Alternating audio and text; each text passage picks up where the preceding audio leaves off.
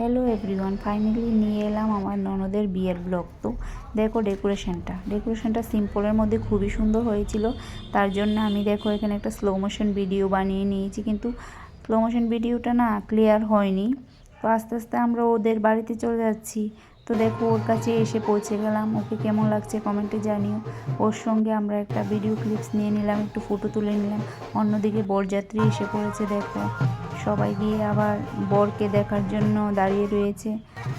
আর যা যা নিয়ম কানুন আছে সব চলছে। বরকে এখানে বরের শাশুড়ি বরণ করে বাড়িতে নিয়ে যাবে, আর অন্যরা মিষ্টি জল এসব খাওয়াচ্ছিল বরের বৌদিরা আর কি। আর এখানে একটা ডান্স প্রোগ্রাম হবে, দেখো ডান্স প্রোগ্রামটা কেমন হয়েছে কমেন্টে জানিও। আর তোমরা দেখতে থাকো ডান্সটা। ওরা কিন্তু এই ডান্সটা একদিনেই তুলেছিল।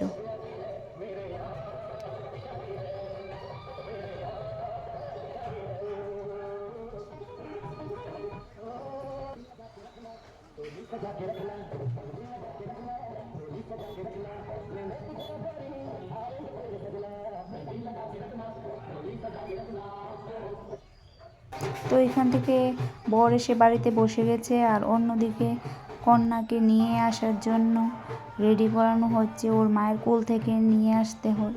প্রত্যেকটা মেয়ের জীবনে এই দিনটা আসেই, এটা সব সময় চলে এসেছে। এটা একটা খুবই কষ্টের দিন। মানে তখন মনে হয় যে 20-25টা বছর একটা বাড়িতে কাটিয়ে অন্য বাড়িতে চলে যেতে হয়, নিজের বাড়িকে পর করে অন্যের বাড়িকে আপন করে নিতে হয়। তো এখানে ও ছাদনাতলায় এসে গেছে, আর বর আগে থেকেই বসে রয়েছে এখানে। আর অন্যদিকে সবাই দেখো খুব ডান্স করছিল। আরও দেখতে থাকো, মানে ডান্স কী পরিমাণে করেছে, এটা তো খালি শুরু হয়েছে। তো একদিকে সবাই ডান্স করছিল, আর অন্যদিকে দেখো মানে যা যা নিয়ম করার ও করে নিচ্ছিল। এখানে সঙ্গে ছিল ওর বৌদি। তো দেখো 7 পাক ঘুরে নিচ্ছে।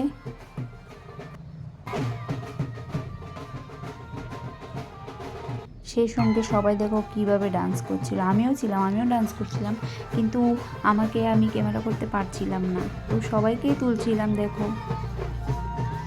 কোনো অংশে নাচ কিন্তু কম হয়নি। জলবরা থেকে, আশীর্বাদ থেকে বলো, হলুদ থেকে, সবখানে আমরা দেখো মানে প্রচুর পরিমাণে নেচেছিলাম।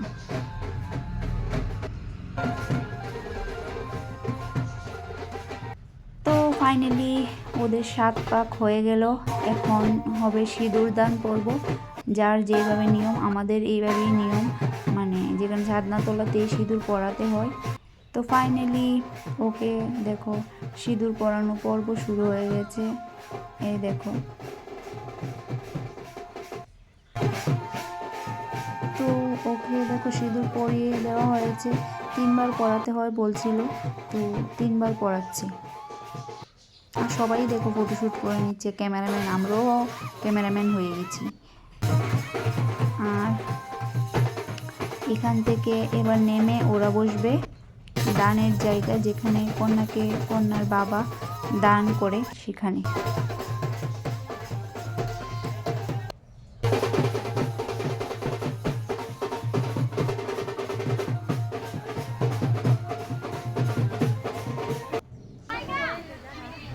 তো এখন এখানে বসে পড়বে ওরা দুজন।